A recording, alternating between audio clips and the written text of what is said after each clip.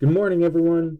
So for our follow-up video from yesterday's lesson, I wanted to focus on the problems from the bottom of the third page of your practice problems.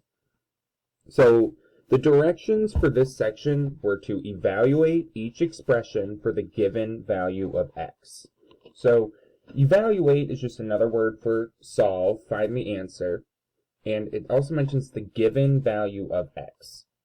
So as we've discussed before, a lot of times when you're working with variables, it's your job to find x, okay? Like if there was ever a problem like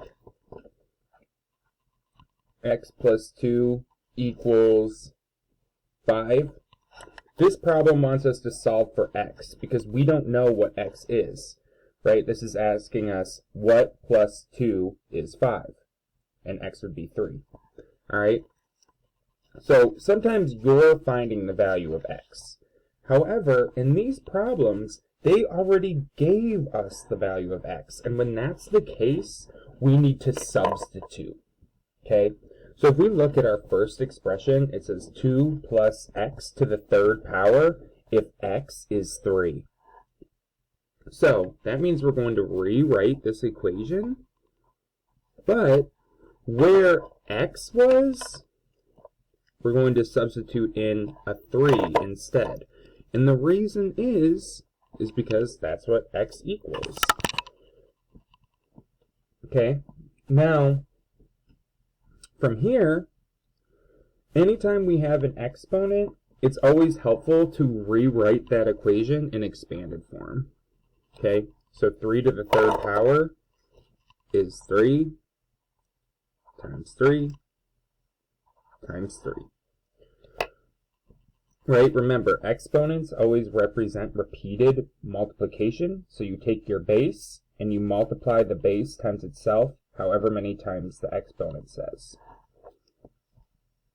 Alright, and 3 times 3 is 9, times 3 is 27. So then we're left with 2 plus 27, and our final answer is 29.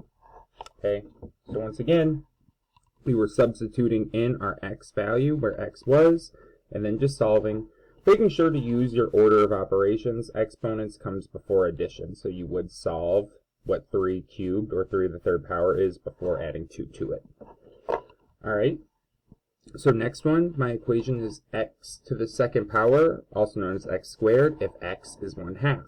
So once again, I'm being given the value for x, so I am going to substitute that in 1/2 squared. And so once again, this is repeated multiplication. It's an exponent where we take our base, and that base is going to multiply times itself. In this case, 2 times is what the exponent tells me to do. So this would be 1/2 times 1/2. Whenever you multiply fractions, you just multiply across. So my numerator is 1 times 1 is 1, and 2 times 2 is 4. So x squared, if x was 1/2, would equal 1/4. Alright, moving down to the bottom two. A little bit more difficult, but still the same process. So here, 3x squared, if x is 5, we'll be substituting in.